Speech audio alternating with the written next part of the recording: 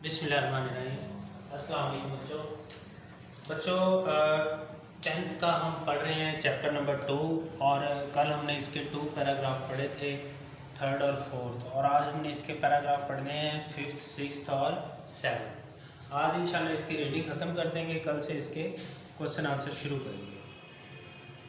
तो पहला वर्ड है ट्रेडिशनल। ट्रेडिशनल का मतलब है रवायती, प्रैक्टिस का मतलब अमल। तो ट्रेडिशनल प्रैक्टिस का मतलब क्या हो गया? रवायती अमल। रवायती अमल क्या होता है? यानी रवायत का एक काम। जैसे हमारे यहाँ ये एक रवायती अमल है कि जो बड़े हैं वो बच्चों को ईदी देते हैं ईद वाले रोज़, तो इसको कहते हैं ट्रेडिशनल प्रैक्टिस। हम नए कपड़े पहनते हैं ईद पर, ये ट्रेडिशनल प्रैक्टिस है। हम ईद की नमाज़ पढ़ने जाते हैं, ये ट्रेडिशनल प्रैक्टिस है। ठीक है जी। अडल्ट, अडल्ट कहते हैं बड़े बड़े। इसके लिए एक वर्ड जो है वो बालिग भी इस्तेमाल होता है। बालिग होता है इसका मतलब अडल्ट का, जिसको बड़े। यहाँ पर इसका मतलब एनवेलप। एनवेलप का मतलब है लिफाफे। एनवेलप लिफाफे। इसको आमतौर पर हम गलत पढ़ते हैं, इनवेलप बोलते हैं। ये इनवेलप नहीं होता, एनवेलप्स होता है। तो एनवेलप्स का मतलब लिफाफे। इन ऑर्डर टू, ये एक फ्रेजल वर्ब है, सॉरी फ्रेज है ये। इन ऑर्डर टू इसका मतलब होता है के लिए। इन ऑर्डर टू के लिए। एल्डर्स बड़े। एल्डर का मतलब भी बड़े होता है, ओल्डर का मतलब भी बड़ा होता है। तो एल्डर वो बड़े होते हैं जो रिश्ते में बड़े हों आपसे, और जो ओल्डर होता है उसका मतलब भी बड़ा होता है, लेकिन वो कोई भी हो सकता है। रेसिपिएंट लेने वाला, रिसीव करने वाला। वसूल कनिंदा, वसूल करने वाला। और गिवर देने वाला। गिव होता है देना, तो गिवर का मतलब देने वाला। ज़ोडिएक, ज़ोडिएक का मतलब है बुर्ज। राज चक्कर भी इसको कहते हैं। आपको पता है कि जो आसमान पे चांद, सूरज, तारे हैं, ये सारी जितनी भी स्पेस है इसको 12 हिस्सों में तकसीम किया गया है, जो कि 12 बुर्ज हैं। 12 बुर्ज हैं। रिप्रेजेंट पेश करना। रिप्रेजेंट पेश करना। वैसे रिप्रेजेंट का मतलब नुमाइंदगी करना भी होता है, यहाँ पे पेश करना। पर्टिकुलर, ख़ास, मखसूस। पर्टिकुलर, ख़ास, मखसूस। कैरेक्टर, किरदार। कैरेक्टर, किरदार। ट्रेड्स, खूबियाँ। ट्रेड्स का मतलब खूबियाँ। री इनविगोरेट। री इनविगोरेट। री इनविगोरेट का मतलब होता है कुव्वत बख्शना, कुव्वत देना। री इनविगोरेट, री इनविगोरेट, कुव्वत हासिल करना, कुव्वत हासिल करना। स्ट्रेंथन जिसको हम कहते हैं। ठीक है, ये अब आपके हो गए वर्ड मीनिंग। इसकी अब हम रीडिंग करें। चलो, बिस्मिल्लाहिर्रहमानिर्रहीम। Giving good luck gifts. Giving देना, गुड लक खुशकिस्मती वाले, गिफ्ट्स तोहफ़े। It is a traditional practice, ये है एक रवायती अमल। फॉर अडल्ट्स बड़ों के लिए। टू गिव देना, चिल्ड्रन बच्चों को, लिटिल छोटे, रेड सुरख, एनवेलप्स लिफाफे। फील्ड भरे हुए, विद मनी पैसों के साथ। इन ऑर्डर टू सिम्बलाइज अलामत के लिए, वेल्थ एंड प्रॉस्पेरिटी, वेल्थ दौलत एंड प्रॉस्पेरिटी और खुशहाली, फॉर द कमिंग ईयर आने वाले साल की। ये एक रवायती अमल है। बड़े बच्चों को छोटे सुरख लिफाफे देते हैं जो पैसों से भरे हुए होते हैं, और ये आने वाले साल के लिए दौलत और खुशहाली की अलामत के लिए होते हैं। समझ आ गई? यानी जो बड़े, हम भी जो है वो छोटों को ईदी देते हैं, यहाँ भी बड़े छोटों को ईदी देते हैं। तो वो ईदी कैसे देते हैं? छोटे सुरख लिफाफों में भर के वो बच्चों को ईदी देते हैं। और ये जो ईदी होती है ये क्या होती है? ये आने वाले साल के लिए उनकी खुशहाली और दौलत की अलामत होती है। It is also common for elders, ये भी कॉमन है, आम अमल है, आम बात है, मामूल की बात है। फॉर एल्डर्स बड़ों के लिए। टू प्रेजेंट वेट पैकेट्स, के वो प्रेजेंट करते हैं, पेश करते हैं सुरख लिफाफे, सुरख पैकेट।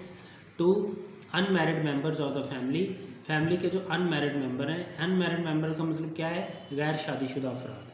ठीक है, ये भी बड़ों के लिए एक आम बात है कि वो ख़ानदान के गैर शादीशुदा अफराद को सुरख पैकेट पेश करते हैं। एनवेलप्स लिफाफे are not to be opened, नहीं खोले जाते।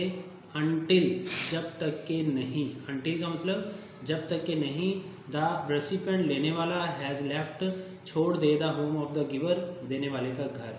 यानी जिनको पैसे मिलते हैं, ये लिफाफे मिलते हैं, वो उन लिफाफों को तब तक नहीं खोलते जब तक कि वो देने वालों के घर से चले ना जाए। यानी फ़र्ज़ करें कि अगर आप अपने चाचू के घर जाते हैं और वो आपको लिफाफा देते हैं तो आप उस लिफाफे को तब तक नहीं खोलोगे जब तक कि आप अपने चाचू के घर से वापस ना आ जाएं।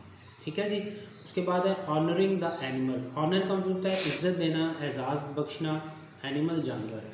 एवरी ईयर इज़ एसोसिएटेड, पूरा जो साल है, सॉरी एवरी ईयर हर साल जो है एसोसिएटेड, उसको एसोसिएट किया गया है, जोड़ा गया है with one of the 12 animals, 12 जानवरों के साथ ऑफ द चाइनीज़ ज़ोडिएक, चीनी रास चक्र के या चीनी बुर्ज के, चीनी बुर्ज या चीनी रास चक्र के 12 जानवरों में से हर एक को एक साल को जोड़ा गया है। इसका क्या मतलब है? इसका मतलब ये है बच्चों कि इस तरह से उनके हमारे 12 साल जो हैं वो जनवरी फरवरी हैं, इनके जो 12 साल हैं वो हर 12वां साल एक साल जो है वो एक जानवर के साथ जोड़ा गया है। यानी ये रैट है तो ये स्नेक है, ये बकरा है, ठीक है, इसी तरह से ये रैबिट है। ये ऐसे ही हमारे जो 12 साल हैं, ठीक है, हमारे जो 12 साल होते हैं, हमारे यहाँ सालों के नाम नहीं होते लेकिन इनके यहाँ सालों के भी नाम हैं, ठीक है। और वो जो नाम हैं वो जोड़े गए हैं किनके साथ? जानवरों के साथ। वो जानवरों के साथ जोड़े गए हैं, कोई बकरा साल है, कोई अजदहा साल, कोई सांप है, कोई इनका जो है वो खरगोश का साल है, कोई चूहे का साल है। समझ आई बात की? यानी हमारे यहाँ सालों के नाम नहीं होते, तो इन्होंने जो 12 सालों का जो है वो एक चक्कर बनाया हुआ है। तो इसी तरह हर साल को इन्होंने जोड़ा हुआ है किसके साथ? वो चीनी रास चक्कर के एक जानवर के साथ, 12 सालों में से एक जानवर के साथ। अगर आपको कोई बात समझना है तो पूछ लीजिएगा, मैं दोबारा समझा दूंगा। These animals are often represented, ये जानवर जो हैं वो अक्सर पेश किए जाते हैं इन डेकोरेशंस, सजावटों में। ये जानवर अक्सर सजावटों में पेश किए जाते हैं।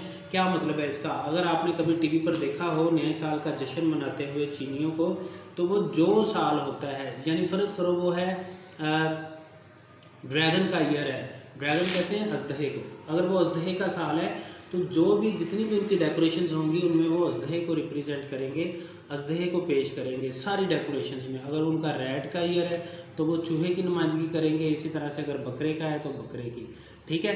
तो ये जो एनिमल्स हैं, ये जो जानवर हैं, अक्सर इनको सजावटों में पेश किया जाता है। सम पीपल बिलीव, कुछ लोग ये यकीन रखते हैं, दैट दोज के वो लोग born during the year of a particular animal, जो पैदा होते हैं एक मखसूस जानवर के साल में, may have the character traits, उसमें उसके किरदार की खूबियाँ हो सकती हैं ऑफ दैट एनिमल, उस जानवर के। मतलब कुछ लोग ये समझते हैं कि जो इंसान जिस जानवर के साल में पैदा हुआ है उसमें उस जानवर के किरदार की खूबियाँ हो सकती हैं। यानी एक सुपरस्टिशन है, तोहम परस्ती है, लाजमी नहीं है। कुछ लोग ऐसा यकीन रखते हैं कि अगर कोई इंसान जो है वो एक मंकी ईयर में पैदा हुआ है तो उस इंसान के अंदर उस एक मंकी की खूबियाँ जो हैं वो हो सकती हैं, ऐसा कुछ लोग समझते हैं, ठीक है। लेकिन ये ज़रूरी नहीं है कि ऐसा ही हो। उसके बाद है Chinese new year is a time, चीनी नया साल एक ऐसा वक्त है when the family should come together, जब ख़ानदान इकट्ठा होता है, in order to give thanks, in order to के लिए, गिव थैंक्स शुक्र अदा करने के लिए, for the year that has passed गुजरे हुए साल का शुक्र अदा करने के लिए, एंड री इनविगोरेट और कुव्वत हासिल करने के लिए, for themselves for the coming year आने वाले साल के लिए, और ख़ुद को आने वाले साल के लिए ताकतवर बनाने के लिए, ठीक है। चीनी नया साल एक ऐसा वक्त है जब ख़ानदान इकट्ठा होता है गुजरे हुए साल का शुक्रिया अदा करने के लिए और आने वाले साल के लिए ख़ुद को ताकतवर बनाने के लिए, ठीक है बच्चों। ये आपकी रीडिंग ख़त्म हो गई है, कल इंशाल्लाह बाकी चीज़ें करेंगे।